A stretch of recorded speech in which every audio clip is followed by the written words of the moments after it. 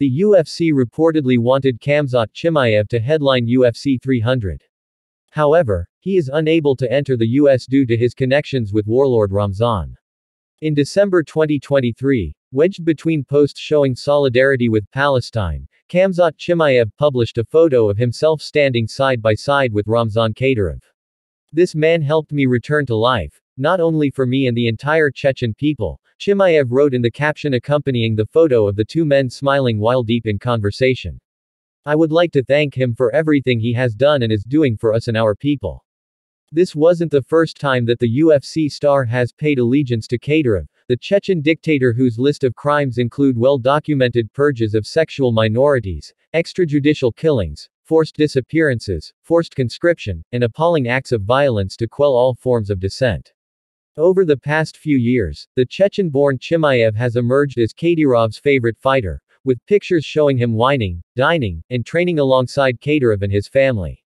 In exchange for his continued loyalty, Kadyrov has showered Chimaev in gifts, including several Mercedes vehicles, a luxury villa in the Chechen capital of Grozny, and helped facilitate Chimaev's marriage a few years ago. Chimaev's persistent endorsement of Kadyrov has stirred discontent within the MMA fanbase. Many of his followers inundate his Instagram comments, repeatedly bringing attention to Kadyrov's human rights violations whenever Chimaev shares a picture of him. A particularly striking comment on the aforementioned photo read, "Chimaev showing every day why he can't get a visa and likely won't be able to fight in the US again." The assertion stemmed from an interview released just before UFC 294 last October, during which Chimaev's jiu-jitsu coach Alan Nascimento disclosed that the fighter was encountering difficulties entering the United States.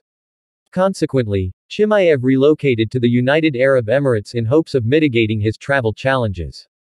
Chimaev just got a 10-year visa in Abu Dhabi and will apply for a type of passport here in the UAE, something like a citizenship, that could be used for travels, Nascimento said. "Many Russian athletes are suffering with that.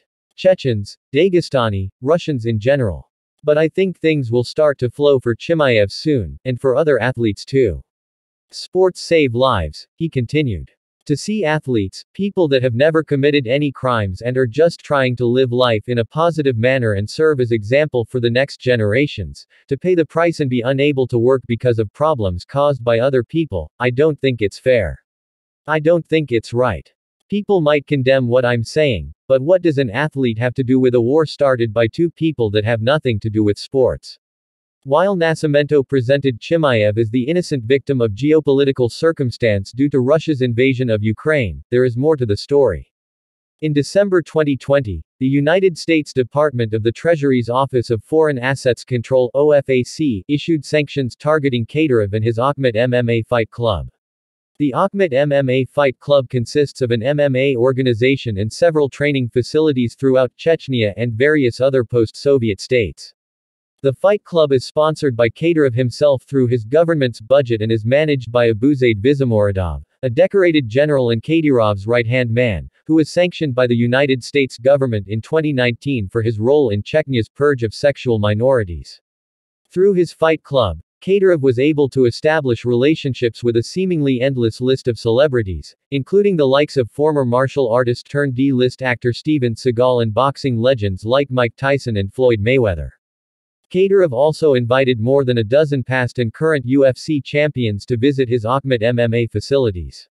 These associations serve the dictator's soft power strategy to enhance his public image as a benevolent patron of sports.